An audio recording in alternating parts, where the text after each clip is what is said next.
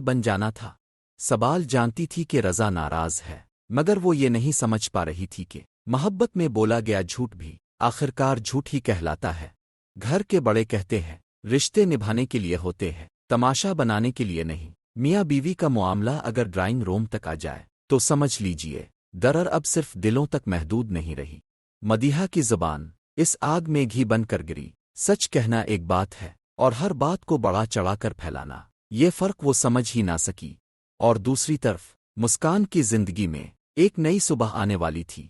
सादा निकाह, बगैर जहेज, बगैर दिखावे के, सब कुछ खूबसूरत लग रहा था। लेकिन जैसे ही एक लफ्ज़ सामने आया, तलाक याफ्ता, हर मुस्कुराहट जिम कर रह गई।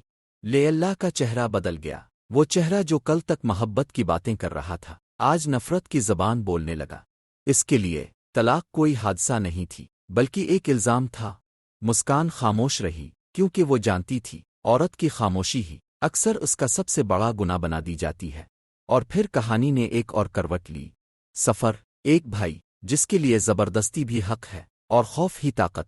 दानिया की चीखें, इसकी बेबसी, सब कुछ बता रहा था कि ये कहानी अभी और सियाह होने वाली है।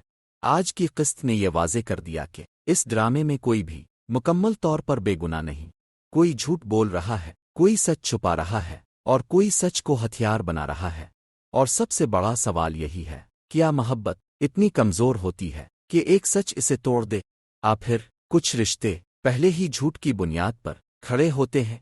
आज का किस्त शोर से शुरू नहीं हुआ, बल्कि खामोशी से, ऐसी खामोशी जो चीख चीख कर बता रही थी कि इस घर में कुछ भी ठीक नहीं है। रज़ा ड्राइंग रूम में सो रहा था और ये महज सोने की जगह की तब्दीली नहीं थी, ये एक रिश्ते का बिस्तर से उठकर सवाल बन जाना था। सवाल जानती थी कि रज़ा नाराज है, मगर वो ये नहीं समझ पा रही थी कि मोहब्बत में बोला गया झूठ भी आखिरकार झूठ ही कहलाता है। घर के बड़े कहते हैं रिश्ते निभाने के लिए होते हैं, तमाशा बनाने के लिए नहीं। मियाँ बीवी का मामला अगर ड्राइंग रूम तक आ जाए तो समझ लीजिए दरअर अब सिर्फ दिलों तक महदूद नहीं रही।